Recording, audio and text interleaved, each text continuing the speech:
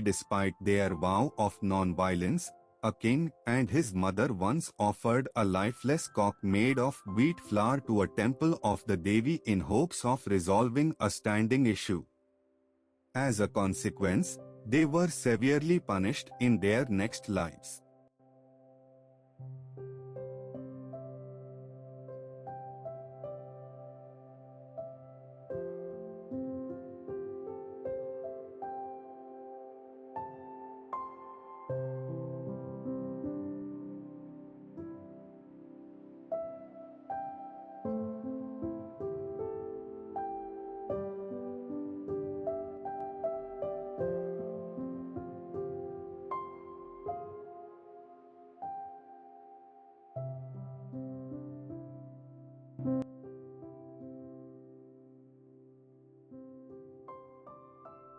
Long ago, King Maridut ruled the city of Rajpur in Madhya Pradesh. He had a young son named Yashodhar, who was married to a princess. The king's wife, Queen Yashodha, was known for her excellent management skills within the family, while the king governed his realm efficiently. The people were largely content and supportive of the kingdom's needs. The king had built a beautiful temple dedicated to Devi Chandmari and was deeply devoted to her. He believed that the smooth functioning of his reign was due to the goddess's blessings. To ensure her continued favor, the king regularly performed animal sacrifices, mostly cockers, as offerings. In every situation, he felt it was necessary to appease the Devi. One day, a sadhu visited the king's court and engaged in a long discussion about the importance of pleasing the goddess to gain even greater rewards. The sadhu told the king that by holding a magical sword, he could become the emperor of the entire earth. However, to achieve this, the king would need to increase the number of animal sacrifices on various occasions. My blessings are with you, the sadhu assured him. Following sadhu's advice, the king intensified the sacrifices to gain the goddess's favor, and the people of the kingdom continued to support these rituals wholeheartedly. The king was driven by an ambition to acquire a magic sword, believing it would grant him the power to conquer the entire earth. This desire was fueled by Sadhu, the royal priest, who encouraged him to pursue the sword for glory.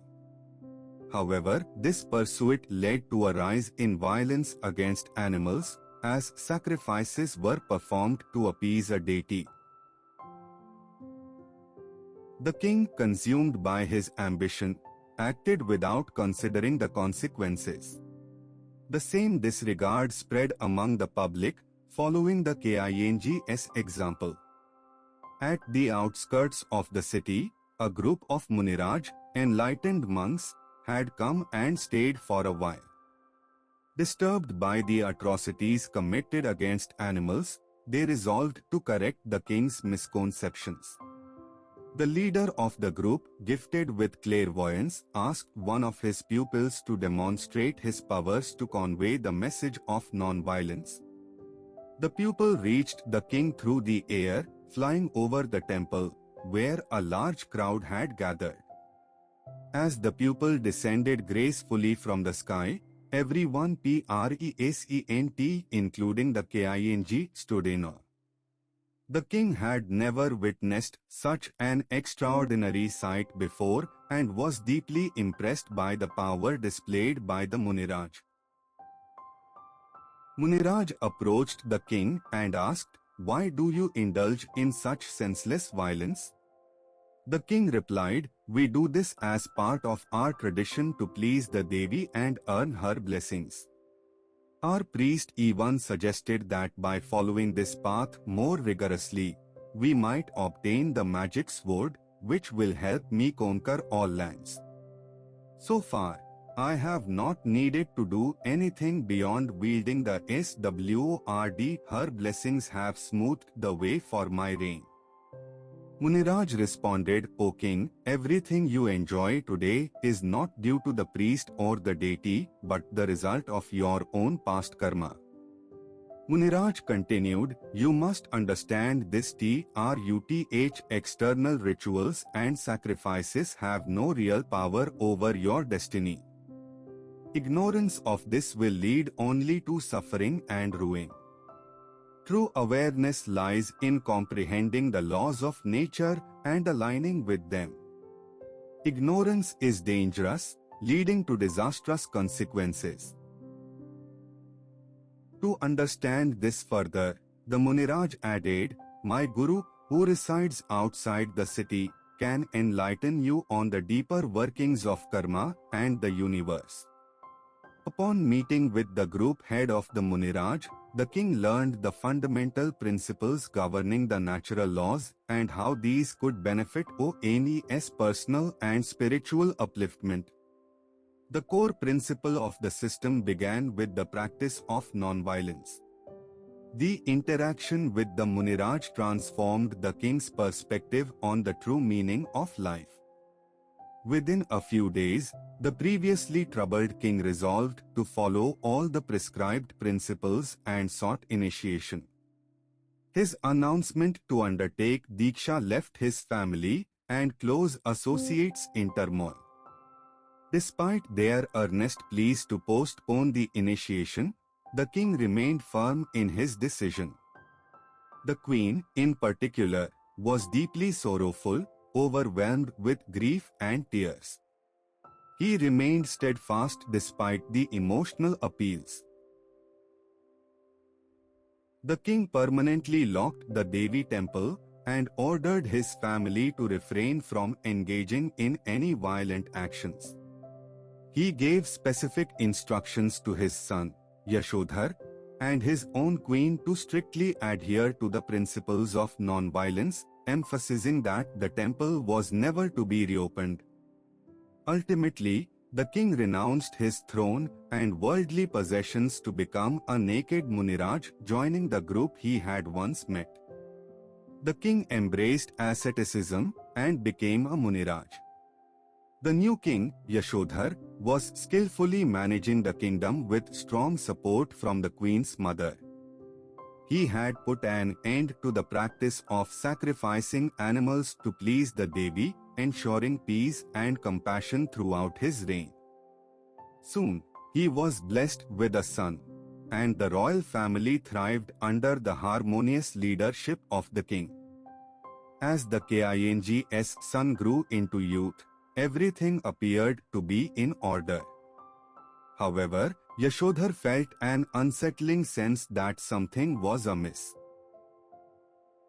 To ease his unease, he began discreetly observing his surroundings, searching for any malpractices within the palace. His suspicions soon fell on the queen, as her affection toward him seemed superficial. Troubled by this thought, he decided to monitor her activities closely. One night, while pretending to sleep, the king witnessed something shocking. The queen was involved in immoral activities with another person on the palace roof. They indulged in PLASURES, eating meat, drinking, and reveling under the cover of night. Enraged, the king instinctively reached for his sword to punish them. But just as he was about to strike, he restrained himself, remembering his commitment to avoid violence. The queen too realized that the king had discovered her secret, and from that moment, she became more cautious.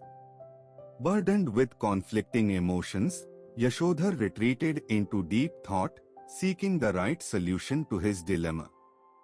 Eventually, his mind turned toward spirituality.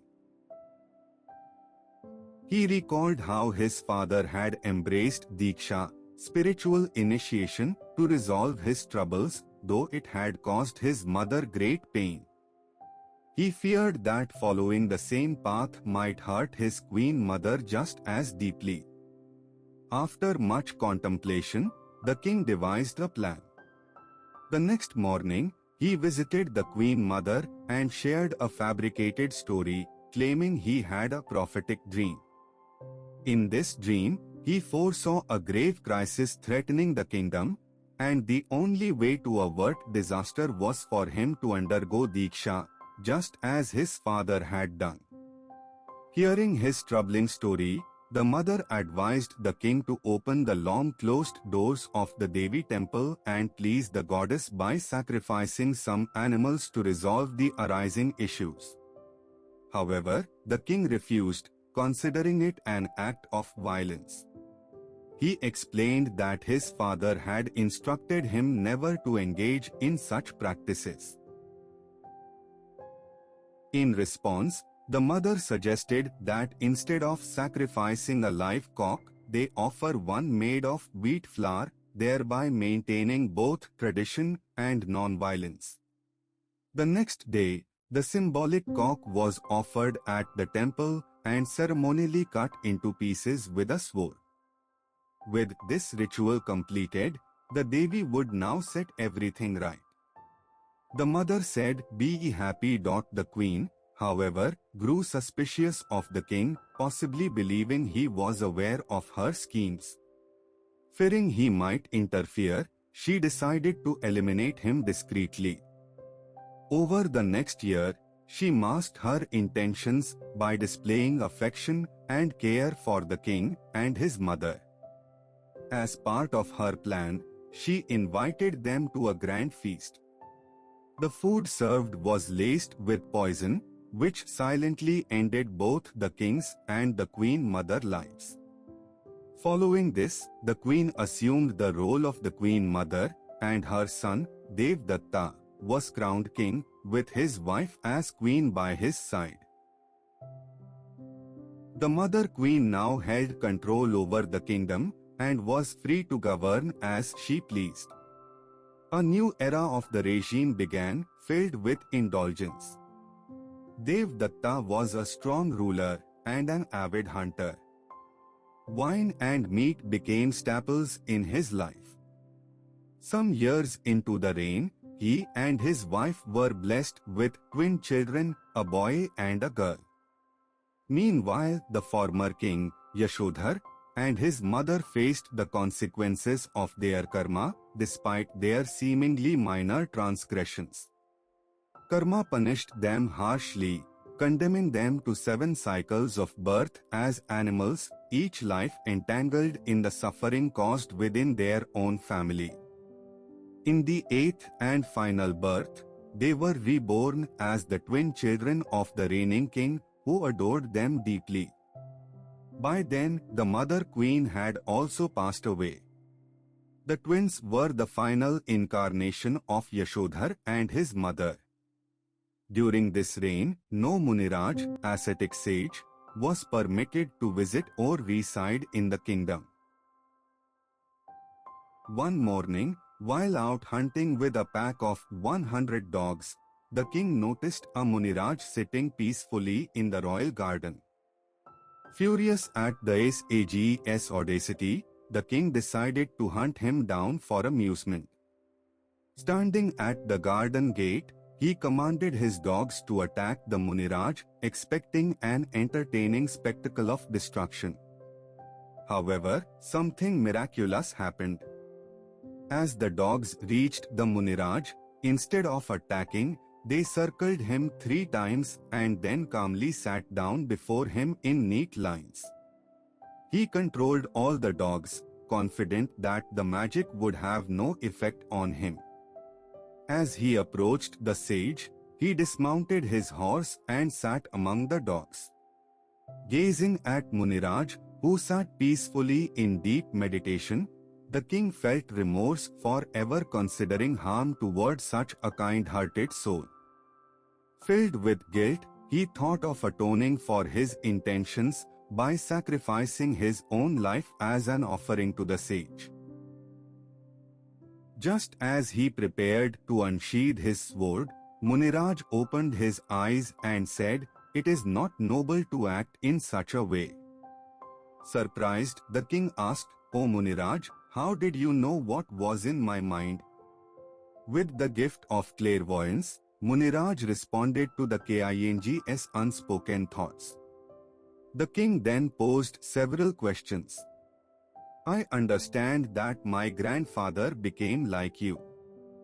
Where is he now?" "He is in the fourth heaven, enjoying the fruits of his karmas," Muniraj replied. "And what of my grandmother?"